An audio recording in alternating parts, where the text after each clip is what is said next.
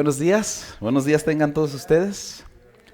Me da gusto que me hayan invitado de nuevo otra vez para compartir un poquito de la palabra de Dios. Este libro la palabra de Dios es tan interesante que entre más le escudriña uno, más estudiamos, más encontramos cosas, verdades. Cuando me hablaron para predicar el día de hoy, le decía yo a mis niños y a mi esposa, le digo, ¿de qué vas a predicar? Le digo, la verdad no sé.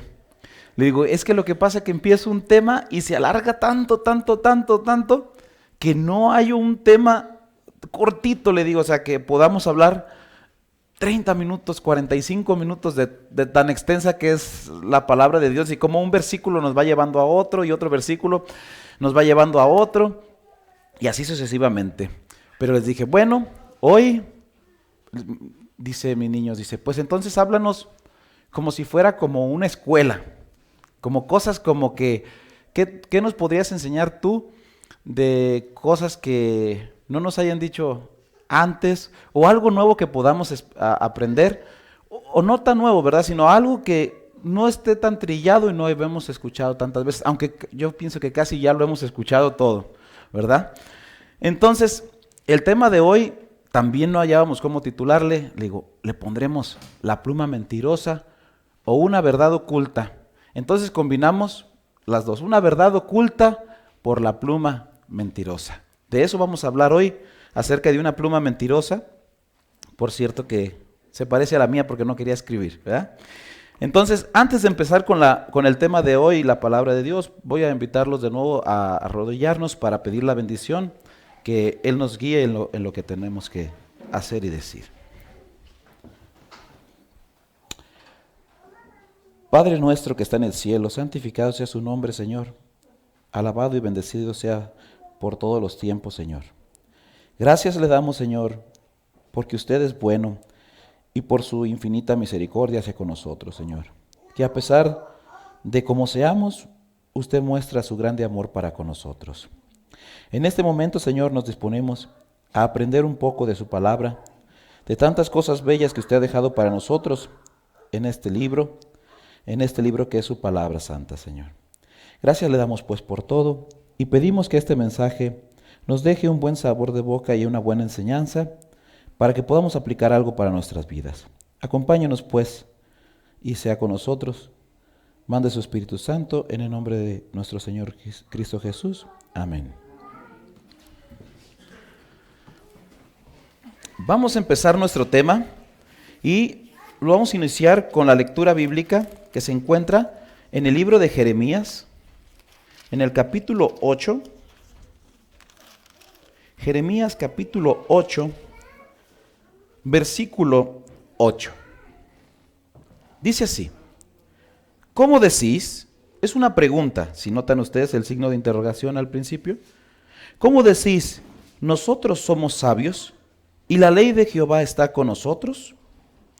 Es una pregunta, dice. Ciertamente la han cambiado en mentira, la pluma mentirosa de los escribas. ¿Quiénes eran los escribas? Hay algo que nos va a mostrar ahorita el camino. O sea, vamos a hablar acerca de esta pluma mentirosa de los escribas. En la antigüedad, en el tiempo del Señor Jesús, había escribas, fariseos, saduceos, y también había unos que casi no se nombran, pero sí aparecen ahí, se le llaman herodianos o heroditas, ¿verdad? Eran diferentes corrientes. Bueno, también había otra que también se menciona mucho y a veces no le ponemos atención, que eran los celotes. Los celotes. Hubo un apóstol celote. Esto era otra corriente dentro del mismo judaísmo o dentro de la misma doctrina, que tenían diferentes puntos de vista. Celotes de la palabra de celos. Pero el día de hoy nos vamos a encargar, o nos vamos a enfocar, es la palabra correcta, en los escribas y en los fariseos. ¿Quiénes eran los escribas y quiénes eran los fariseos? Los escribas, como su nombre los dicen, eran los encargados de copiar los textos. Porque antes no había imprentas, entonces existía un rollo y el rollo se iba deteriorando, entonces había que volverlo a copiar y volverlo a copiar y volverlo a copiar y volverlo a copiar para seguir el transcurso, pues. Y también los textos nuevos eran escritos por un escriba. Había alguien que dictaba y la persona escribía el texto. Ahora, estos eran los escribas. ¿Quiénes eran los fariseos? Me voy a ir en grandes rasgos, ¿verdad? Los fariseos eran los encargados de enseñar la doctrina que estaba escrita. Esos eran los fariseos, los encargados de enseñar la doctrina.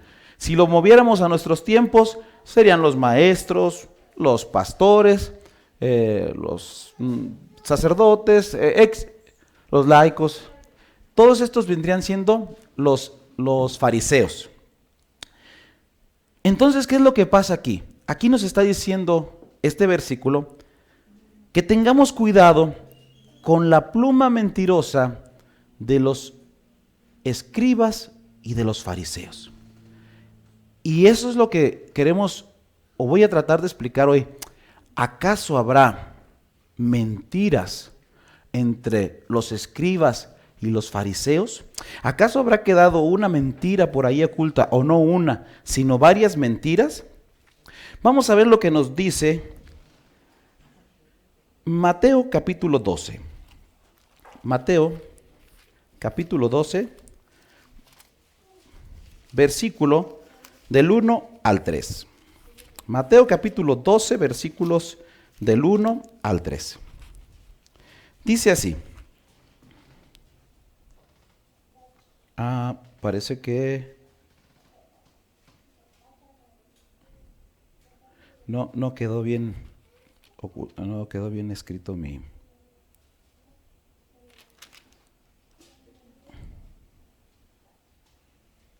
Discúlpeme, me equivoqué ahí bueno. Me equivoqué en mi cita, no lo escribí muy bien. Pero vamos a empezar así nuestro tema. Hoy quiero hablar de una mentira que quedó oculta y vamos a empezar a leer el libro de Mateo, capítulo 2, versículo 1. Dice así: Cuando Jesús nació en Belén, de Judea, en días del rey Herodes, vinieron del oriente a Jerusalén unos magos, diciendo: ¿Dónde está el rey de los judíos que ha nacido? Porque su estrella hemos visto en el oriente y venimos a adorarle. Versículo número 3. Oyendo esto, el rey Herodes se turbó y toda Jerusalén con él. Este es el versículo que nos vamos a detener a escuchar. Dice esto: oyendo esto, el rey Herodes se turbó y toda Jerusalén con él. ¿Qué es turbar? ¿A qué le suena la palabra turbar? ¿Se puso feliz? ¿Se preocupó? ¿Qué otra palabra, qué otro significado podríamos dar a la palabra turbar? ¿Le dio miedo? ¿Se entristeció? ¿Se preocupó? ¿Se puso triste? Tenemos todas este signo este conjunto de palabras de lo que le pasó al rey Herodes. Pero algo interesante es que toda Jerusalén también se turbó con él. Lo dice el versículo 3. ¿Cierto o no? O sea que cuando nació nuestro Señor Jesús, el rey se turbó y toda Jerusalén se turbó con él. Yo pregunto, ¿por qué no se pusieron felices porque nació Jesús? Porque ahí no nos está diciendo que cuando nació Jesús se pusieron felices. El rey se puso triste.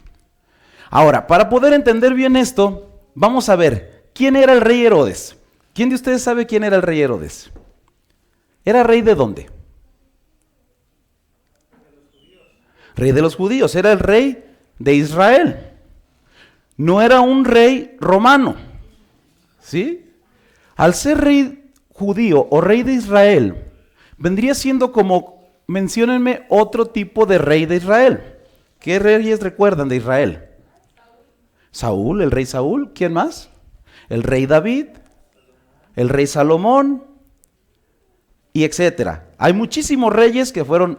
Yo hago una pregunta. Vamos a analizar esto. ¿El rey David creía en la palabra de Dios?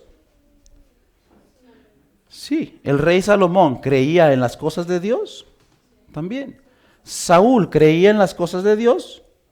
Sí, hasta cierto punto, a su principio de su ministerio o de su mandato, sí. Entonces la pregunta siguiente es, ¿Herodes creía en las cosas de Dios? Y en teoría, ¿debería de creer o no debería de creer? Eso es algo interesante, ¿verdad? O sea, la pregunta es, Herodes era rey. Si hubiéramos dicho, Herodes es rey de Roma, pues claramente está que no creía en Jesús. Pero era rey de Israel. Era rey del pueblo de Dios. Pero no era israelita. También por eso él no creía, ¿verdad? Pero en teoría debía de creer él para poder dirigir al pueblo de Dios. Cuando los sabios llegan con él, vamos a seguir leyendo lo que dice en San Mateo capítulo 2, versículo 3 en adelante. Dice, oyendo esto, el rey Herodes se turbó y toda Jerusalén con él. Versículo 4, y convocados todos los principales sacerdotes y a los escribas del pueblo, les preguntó dónde había de nacer el Cristo. ¿Qué hizo Herodes? Les mandó hablar a todos los sacerdotes y a todos los escribas. ¿Por qué a los escribas, a los sacerdotes? ¿Por qué les manda hablar a ellos? Porque ellos eran los que sabían. Y Herodes sabía poco de lo que ellos sabían. Y vamos a ver, versículo 5. Ellos le dijeron, vamos a ver, versículo 4. Y convocados todos los principales sacerdotes y los escribas del pueblo, les preguntó dónde había de nacer el Cristo. Él les dijo, caray, va a nacer el rey. ¿Dónde? Les pregunta. Versículo 5, ellos le dijeron, en Belén de Judea, porque así está escrito por el profeta. Y tú, Belén, de la tierra de Judá, no eres la más pequeña entre los príncipes de Judá, porque de ti saldrá un guiador que apacentará a mi pueblo Israel. Los escribas y los sacerdotes le dijeron a Herodes dónde iba a nacer Jesús. El Salvador, el Mesías, nuestro Señor Jesucristo. Ellos sabían. ¿Por qué sabían? Porque estaba escrito por los profetas. Esta cita la encontramos en Miqueas 5:2. Ahorita en un momento vamos para allá. Por eso ellos sabían en qué parte estaba esto. Primero Herodes le dice a los sacerdotes que le digan dónde. Y veamos, sigamos leyendo la historia en el versículo 7. Entonces Herodes, llamando en secreto a los magos, indagó de ellos diligentemente el tiempo de la aparición de la estrella.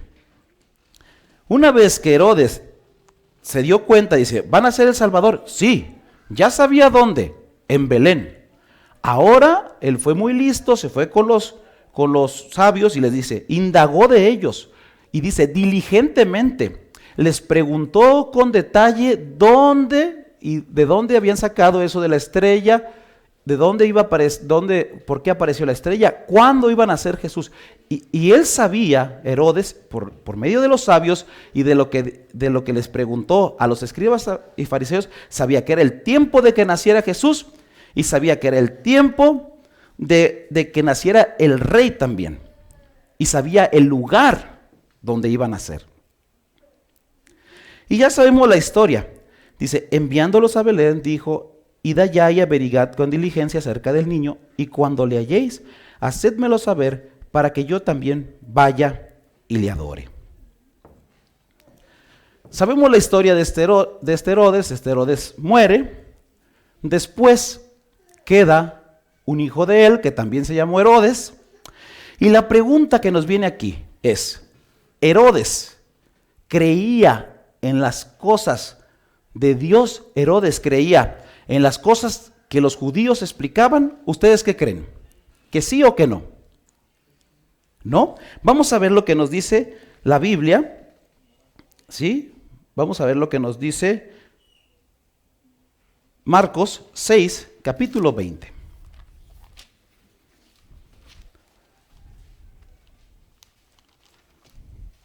Discúlpenme porque me hice mi borrador ahora. Te digo que platicaba con mis niños. Le digo, es que hay tantos versículos.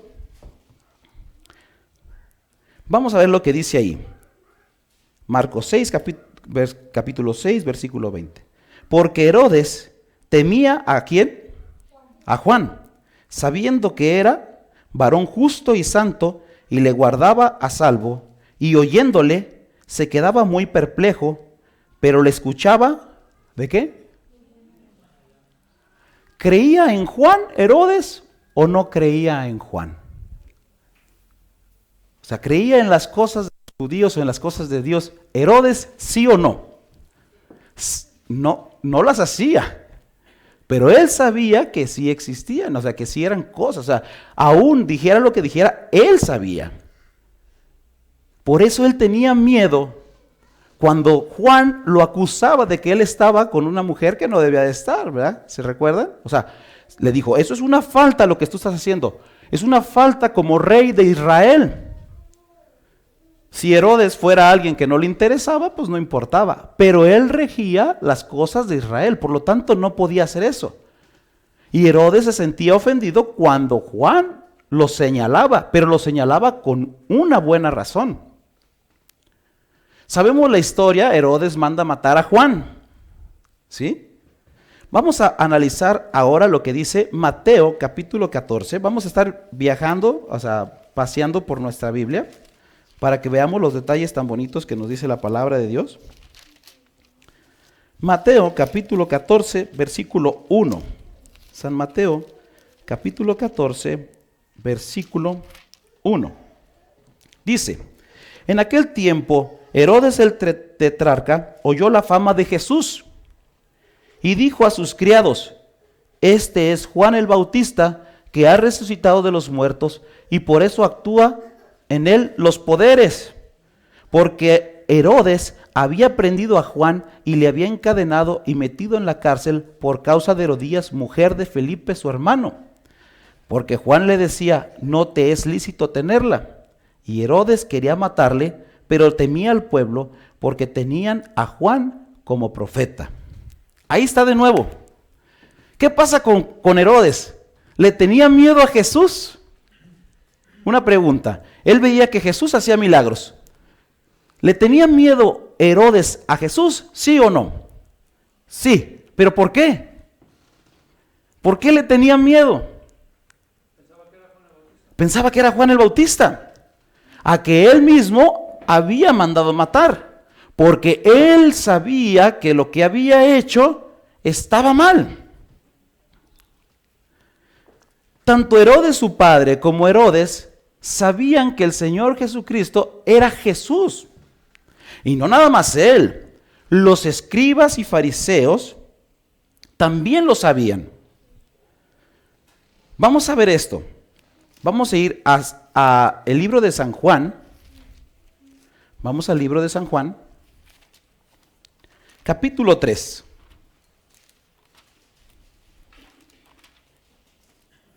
Fíjense lo que dice. Ahora vamos a leer mucho, hermanos, Había un hombre de los fariseos que se llamaba ¿cómo? Nicodemo. ¿Qué era Nicodemo? Si me pueden decir ahí. Un principal entre los judíos. ¿Qué sería un principal entre los judíos? ¿Un director? ¿O qué le suena? O sea, él era principal. ¿Un gobernante o una persona de un alto grado público? Vamos a ir viendo, o sea, tratar de explicarlo a nuestro lenguaje. Versículo 2.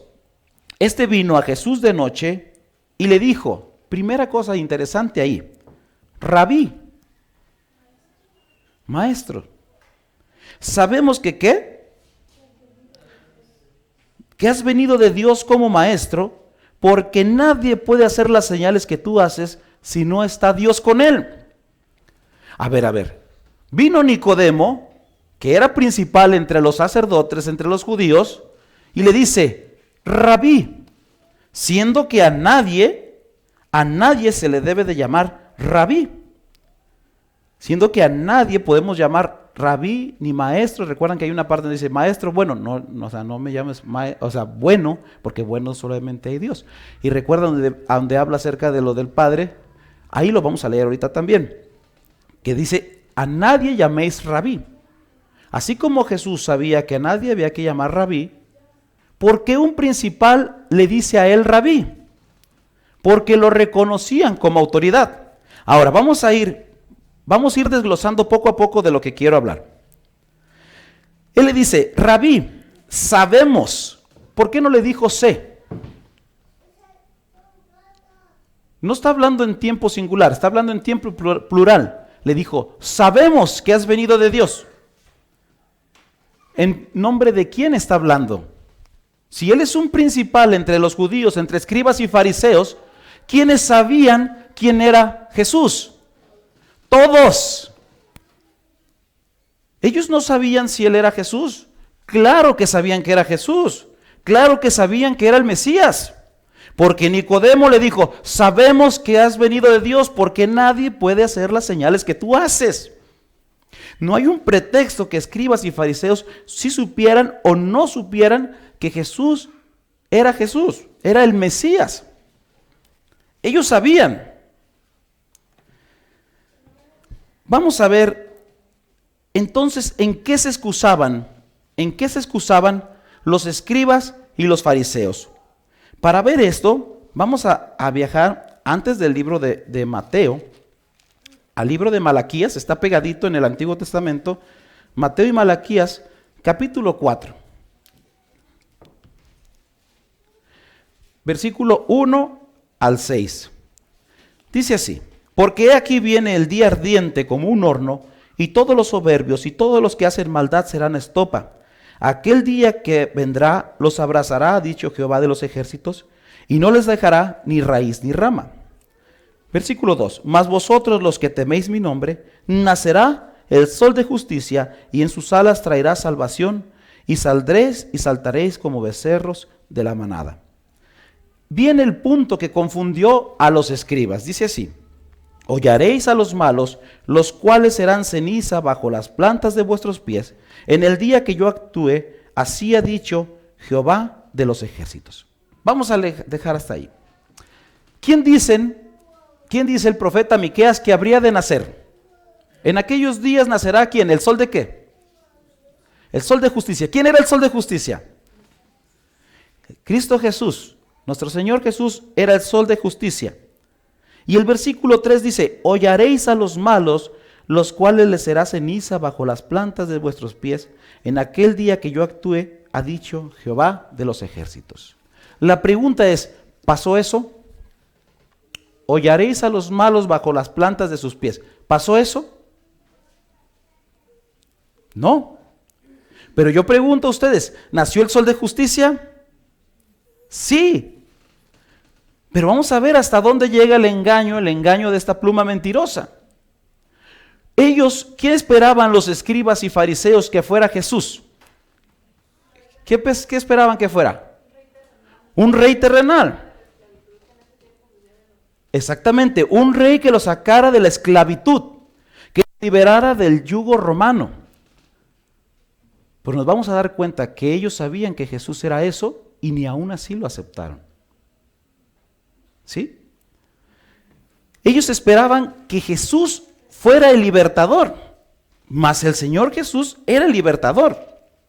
Vamos a ver las cosas interesantes. Vamos a ver San Juan, capítulo 6, ¿sí? San Juan, capítulo 6, versículo 14 y 15.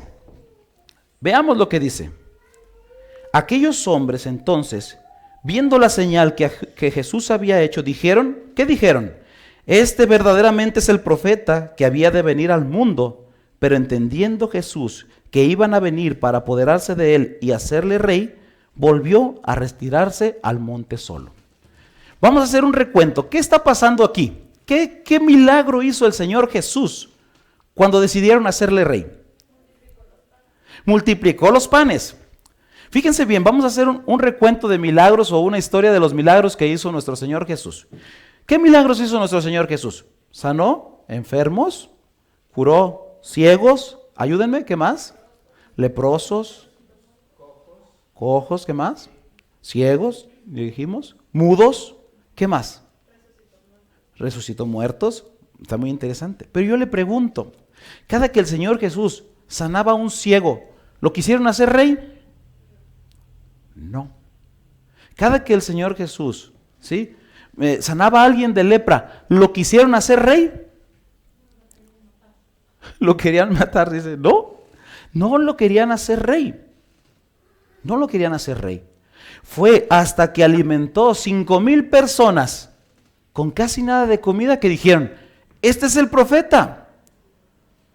Este es el profeta. ¿Por qué? Porque miren, nos va a dar de comer. ¿Sí? Este sí nos va a dar de comer, no nos vamos a morir de hambre. ¿Cuándo hicieron otra vez el problema? Cuando fue y resucitó a Lázaro. Imagínense, resucitó. Oh, pues vamos siendo los soldados de Jesús. Si nos morimos, nos va a resucitar. Ellos querían ese tipo de milagros que demostraran que Jesús había venido para libertarlos de la opresión romana que ellos tenían. No querían un Jesús, no querían un Señor que los libertara de la opresión del pecado, de la opresión de los sentimientos malvados que todos tenían.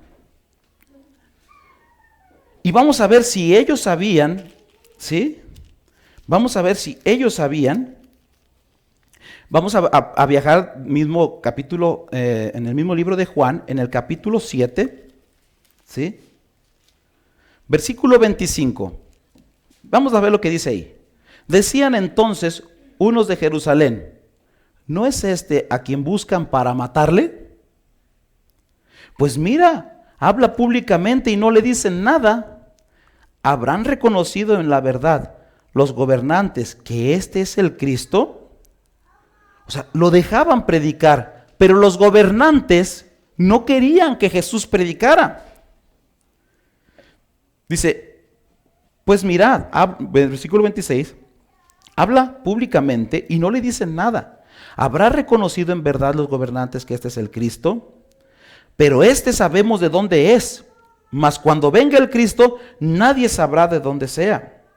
Jesús entonces, enseñando en el templo, alzó la voz y dijo, a mí me conocéis y sabéis de dónde soy, y no he venido de mí mismo, pero el que me envió es verdadero, a quien vosotros no conocéis. Pero yo le conozco porque de él procedo y él me envió. Y entonces, ¿qué dice que querían hacer? Entonces procuraban prenderle, pero ninguno le echó mano, porque aún no había llegado su hora.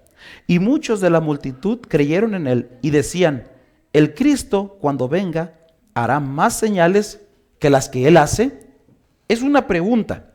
O sea, ellos decían, ellos veían todas las señales que hace Jesús y dicen, bueno, ¿no es el Cristo que esperamos? La gente sabía que él era el Cristo, el Mesías que esperaban. Pero ¿qué les decían? ¿Qué les decían los escribas y los fariseos? ¿Que él era o que no? Que no. Decía que lo iban a matar. Procuraban matarlo, procuraban prenderlo y matarlo. Y dice la Escritura que no lo agarraban porque no había llegado su hora, si no lo hubieran matado desde el principio. En el mismo libro, en el mismo capítulo 7, veamos lo que dice el 32, 7:32. Los fariseos oyeron a la gente que murmuraba de él estas cosas, o sea, oyeron que la gente murmuraba que el Señor Jesús era el Mesías. Dice, y los principales sacerdotes y los fariseos enviaron alguaciles para que le prendiesen, para que lo agarraran. Entonces Jesús dice, todavía un poco de tiempo estaré con vosotros e iré al que me envió. Cuando la gente veía que él era el Cristo, el Hijo de Dios, los principales sacerdotes, escribas y fariseos buscaban la oportunidad para matarlo. ¿Pero por qué? Si días antes o meses antes le habían dicho, sabemos que tú eres el Hijo de Dios. ¿Por qué si sabían que él era el Hijo de Dios, querían matarlo? Querían deshacerse de él. ¿Sí? ¿Por qué? ¿Por qué ellos? Hay una buena razón. Intereses. Intereses. Eso es lo que ellos tenían en su corazón. Interés. A veces nosotros estamos igual en el interés que nosotros tenemos. Vamos a ver lo que dice. Vamos a viajar de nuevo por el mismo libro de San Juan. ¿Sí? En San Juan, capítulo 11. Vamos a ver lo que dice San Juan, capítulo 11, versículo 17. Dice así: vino pues Jesús y halló que hacía ya 4 días que Lázaro estaba en el sepulcro. El Señor Jesús vino y encuentra a Lázaro muerto. ¿Cuántos días tenía ya en el sepulcro? 4 días de muerto. Ahí ya no podían inventar, porque recuerden ustedes que ya había resucitado antes a la hija de Jairo, a varios, pero les dijo, la niña duerme, ¿verdad? Y a todos los resucitó en el mismo día, o horas después, o dice al siguiente día. No fue tan marcado el milagro como en esta ocasión. El Señor Jesús ahora espera 4 días para resucitar a Lázaro. Y vamos a ver lo que pasa. Capítulo 11, versículo 45. Dice, entonces muchos de los judíos que habían venido para acompañar a María y vieron lo que hizo Jesús, ¿qué pasó? Creyeron en él, pero algunos de ellos se fueron a los fariseos y les dijeron lo que Jesús había hecho. Jesús resucita a Lázaro de 4 días de muerto. ¿Se pueden imaginar ustedes la experiencia de ver un muerto resucitado después de 4 días cuando la misma Biblia dice que ya qué? Ya olía, ya estaba podrido. Ahí ya no había forma de decir, no, hicieron chanchuy, ¿verdad? O sea, hicieron trampa, metieron a alguien ahí. No, ya olía, ya estaba descompuesto el cuerpo. Ya no se podían acercar de lo feo que olía. ¿Sí? Y entonces el Señor Jesús le dijo, Lázaro, ven fuera. Imagínense lo que la gente vio. Vio un muerto. ¿Cuánta gente no supo que había muerto? La mayoría. Recuerden que las noticias malas, ¿qué? Corren rápido. La mayoría de la gente ya sabía que estaba muerto y la mayoría de la gente sabía que tenía 4 días de muerto. Por eso ese milagro fue impactante. Ver a un muerto salir y le dijo, desamárrenlo. Después de ese milagro dice que muchos de los judíos creyeron en él. De los judíos son de los principales, o sea, de los sacerdotes y de los escribas y también de los judíos normales. Pero ¿qué hicieron unos? ¿Qué hicieron unos? Fueron y le llevaron ¿qué? El chisme. ¿A quiénes? Vamos a volverlo a leer. Pero algunos de ellos, versículo 46, 11:46, pero algunos de ellos fueron a los fariseos y les dijeron lo que Jesús había hecho. Fueron y les llevaron el mitote a los fariseos. ¿Qué creen? Que Jesús resucitó a Lázaro que ya tenía 4 días de muerto. Lo resucitó. Ahora vamos a ver cómo los fariseos reaccionaron a esta acción. Versículo 47. Entonces los principales sacerdotes y los fariseos se reunieron en concilio y dijeron, ¿qué haremos? Porque este hombre hace ¿qué? O sea que ahora el problema era que Jesús hacía muchas señales. Hace poquito acabamos de leer que si cuando viniera el Mesías haría más señales. No, ya tenían las señales suficientes de las que hacía Jesús. Ahora el problema era que se pasaba de señales, ¿verdad? No tenemos llenadera, no tenemos gusto. Primero era porque casi no hacía señales y ahora porque se pasó de señales. No, hombre, resucitó muerto. Y ellos se ponen en complot y dicen, ¿qué vamos a hacer con él? Porque ya hace muchas señales. Pero yo pregunto, ¿por qué era problema que hiciera el Señor Jesús señales? Analicemos. ¿Por qué era un problema que el Señor Jesús hiciera señales? Vamos a leer lo que dice el siguiente versículo en el 48. ¿Qué dice? Ayúdenme a leerlo. Si le dejamos así, todos creerán en él y vendrán los romanos y destruirán nuestro lugar santo y nuestra nación. A ver. Los principales escribas y sacerdotes dicen, está haciendo muchos milagros, la gente está creyendo en él. Si lo dejamos así como está, ¿qué va a pasar? Van a venir los romanos. ¿Pero por qué habría que venir los romanos? ¿Por qué habría que venir los romanos? Porque los mismos escribas y fariseos sabían que Jesús era ese libertador, incluso que marcaba las profecías. O sea, ellos pensaban que él iba a hacer que el pueblo se sublevara contra el pueblo de Roma. Ahí aceptaban que Jesús iba a ser el rey que iba a levantar al pueblo judío contra el pueblo de Roma. Cuando digan ellos, cuando Jesús levante al pueblo y se vayan contra los romanos a pelear, entonces van a venir los romanos con nosotros y nos van a destruir. Vamos a volverlo a leer. 48. Si le dejamos así, todos creerán en él y vendrán los romanos y destruirán nuestro lugar santo y nuestra nación. O sea, los principales escribas y sacerdotes están preocupados porque se van a venir los romanos y van a destruir nuestro lugar, o sea, nuestro templo.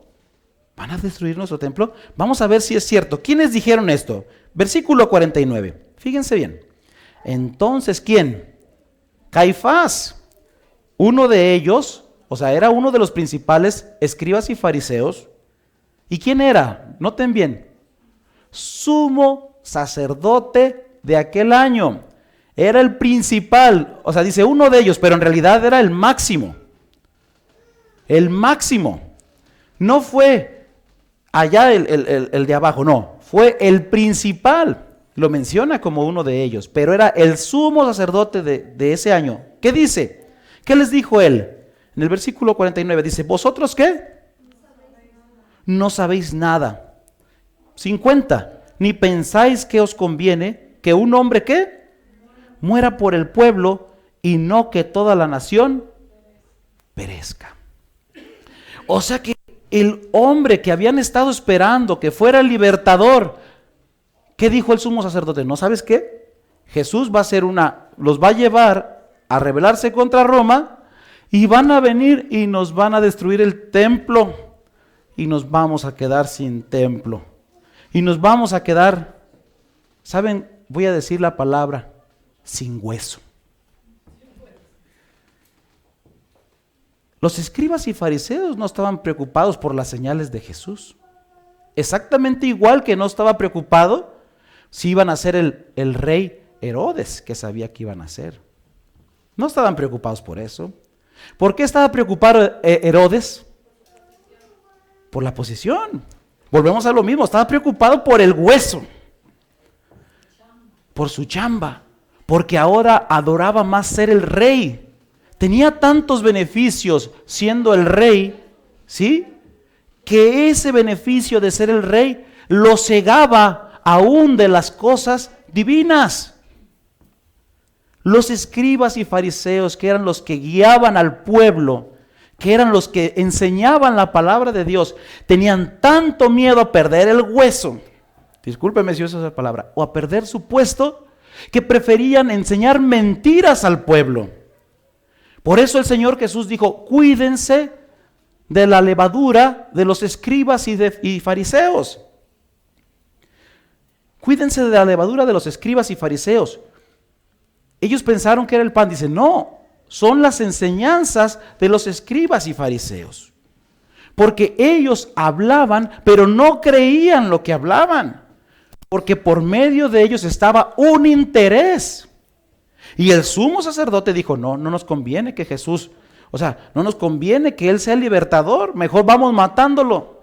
Es mejor que Él se muera y que no toda nuestra nación perezca.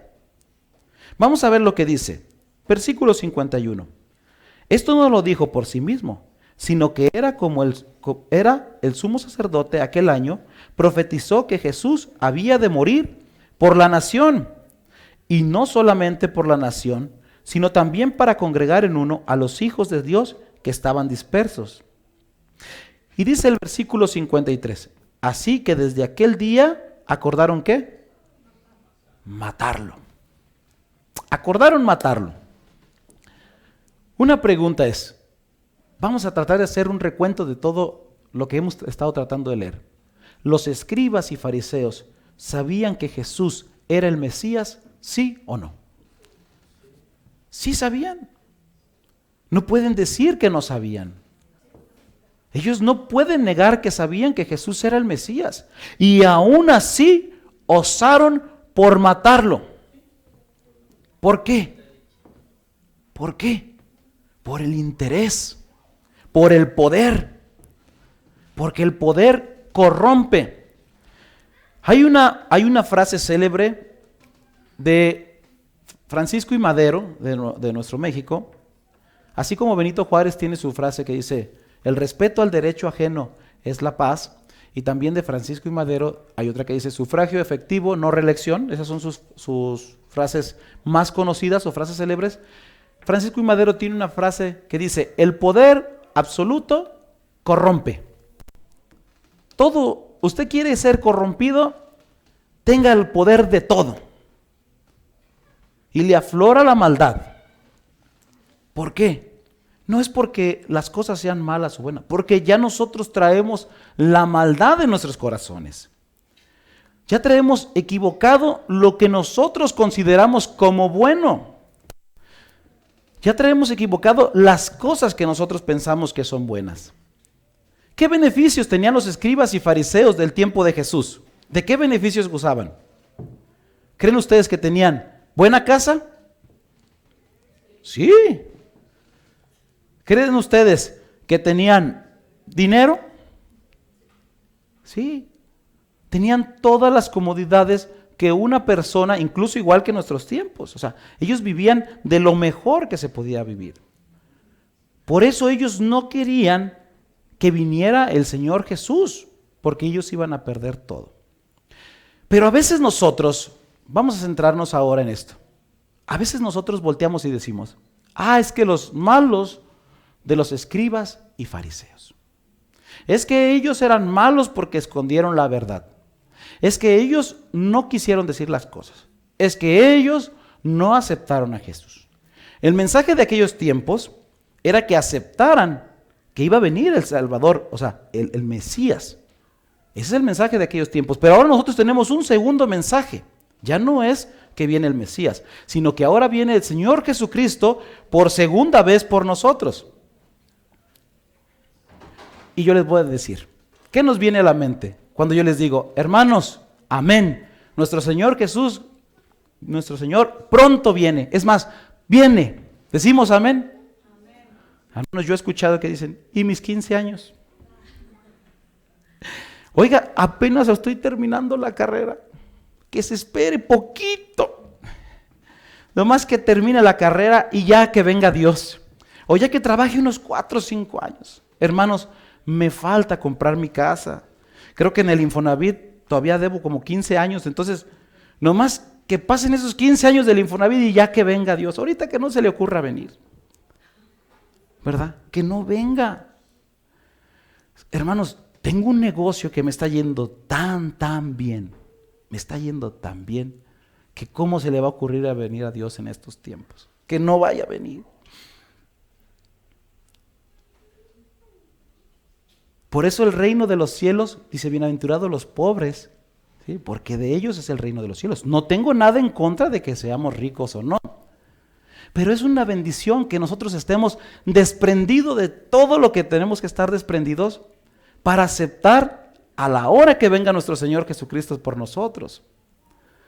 Usted viva, trabaje, goce su vida, disfrute su vida, siempre pensando que las cosas que hay de aquí son pasajeras, pero nunca aferrándonos a ellas. Son necesarias porque las necesitamos para vivir. Pero sin criticar a nadie, ¿cuántas religiones o cuántas sectas, no quiero utilizar ese término para no ser ofensivo, ¿sí? ¿Qué interesa más? ¿El bienestar de 1, de 2 y de 3? Y no importa que todo el pueblo esté perdido. Mientras el dirigente esté donde él quiere estar, no importa que el pueblo se pierda con con las verdades o con las mentiras. O sea, en el caso de las verdades no. Pero no, eso es lo que pasa ahora en nuestro mundo. Ya no se quiere enseñar la verdad.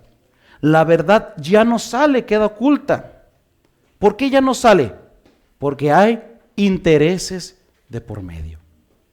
Pero eso no es un pretexto para que nosotros digamos, bueno, pues si no lo enseñan, no. Eso es para que nosotros tengamos el corazón agradecido. ¿Sí? Y porque nosotros, esa es nuestra lucha de día con día, estar escudriñando las Escrituras, tratando de hacer las cosas que Dios quiere, para que nosotros entreguemos la vida a nuestro Dios y estar preparados para cuando Él venga por segunda vez.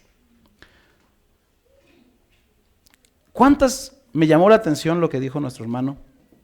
Ese es el versículo que tenía aquí, nomás que lo apunté mal. Dice que nada quedará oculto, todo saldrá a la luz.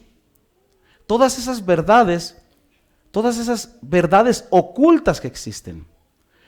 Imagínense tantas cosas que hay ocultas que nosotros no tenemos conocimiento, solo tenemos conocimiento de algunas cosas.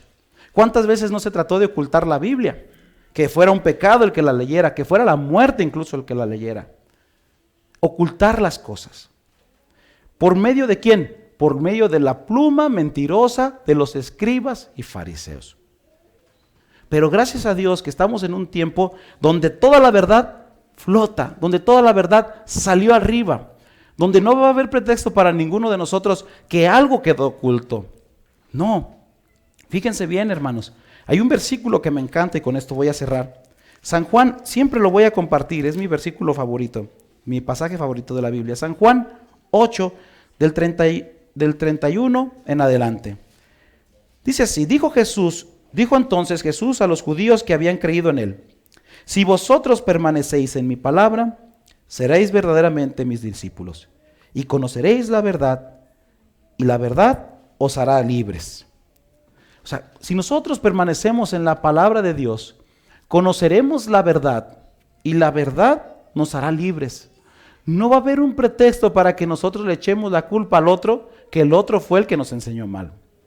Nosotros tenemos que indagar en la palabra de Dios, leerla, ¿sí? Pero yo les digo a mis niños, hijos, vivimos en un mundo donde la mente se nos hizo al revés. Es bien interesante, yo les digo, yo si algún día escribo un libro, voy a escribir un libro que se llame La mente al revés. ¿Por qué la mente al revés? Porque nos sirven un plato de verduras y guácala, guácala. ¿Dónde ese plato de verduras que era cambió por una pizza que ahora decimos la pizza está rico y las verduras son guácala? Los dioses son ricos y esto es malo. Fíjense, llegamos ahora a un momento que llegan y te tocan a la puerta. ¿Quién es? Hermano, ¿le puedo leer un versículo de la Biblia? No, no venga, venga otro día. ¿Sí? Ahí vienen los enfadosos, ¿verdad? Donde la gente, ¿sí? Le dices, oye, vamos a leerte un versículo de aquí, es malo. Esto es malo. O sea, la mente se torció, esto es malo. ¿Qué es bueno? Vamos a invitarlo al billar, a jugar dominó, al cualquier lugar. Ahora nuestra mente eso tiene que es bueno y esto lo tenemos que es malo. Ir a la iglesia, malo. Ir a las diversiones, bueno. O sea, nuestra mente está torcida, está al revés. ¿Por qué? Analicemos esto. ¿Por qué nuestra mente a lo que es bueno lo llamamos malo y a lo que es malo lo llamamos bueno? Y lo bueno, los que buscan hacer lo bueno, ¿saben qué son? Exagerados, fanáticos, locos. Se enloquece. ¿Dónde ahora el que estaba cuerdo aparece como loco? Y yo les voy a decir de nuevo dónde, como empezó nuestro tema. Por culpa de la pluma mentirosa de los escribas y fariseos. No necesariamente esos del tiempo de Jeremías. ¿Qué pasó? ¿Sí me entiende? ¿Qué pasó a partir de que vino el Evangelio? El Evangelio que había venido se cambió. Todo ha cambiado. El día del Señor, el sábado. No, el domingo. ¿Sí? No adores imágenes. No, pues hay que adorar. No comas esto. No, sí hay que comer. No hagas esto, sí hay que hacer. Pero ¿quién te dijo a ti que sí o que no? ¿O de dónde tomas tú lo que sí y lo que no? Vamos a ver lo que dice aquí. Fíjense bien lo que dice. Versículo San Juan 8, 37 y 38. Sé que sois descendientes de Abraham, pero procuráis matarme porque mi palabra no haya cabida en vosotros. Yo hablo lo que he visto acerca del Padre y vosotros hacéis lo que habéis oído acerca de vuestro Padre. Ahí es donde viene la pluma mentirosa. En que nosotros no permanecemos en la palabra porque no leemos. Es otro el que nos dice. Y cuando nosotros escuchamos al otro sin indagar en lo que estamos leyendo, podemos tener el riesgo de estar en esa pluma mentirosa. Tanto ha afectado para nosotros no como pueblo cristiano, que hasta la fecha se cree que Jesús no fue el Mesías. Yo digo es para el pueblo judío, con el respeto que se merece pues el comentario. Tanto fue así por la culpa de ¿quién? De unos escribas y fariseos que dijeron esto no. Hermanos, que nadie nos prive de nuestro premio que el Señor Jesús, nuestro Dios, tienen para nosotros. Indaguemos en las Escrituras, estudiemos la Biblia y no seamos víctimas de las mentiras. Por eso el canto de esta mañana, la Biblia nos habla de Cristo. Este hermoso libro nos habla de las grandes enseñanzas que necesitamos para nuestros días, para hoy y siempre. Seamos, hermanos, estudiosos. Yo los invito a que lean, aunque sea un versículo, aunque sea un capítulo, aunque sea un párrafo de una historia día con día, para que no seamos víctimas de la pluma mentirosa. Siempre tengamos la pluma inspirada por nuestro Dios. Decimos amén. Hermanos, este es mi mensaje para esta mañana. Que Dios los bendiga y nos acompañe durante esta mañana. Gracias.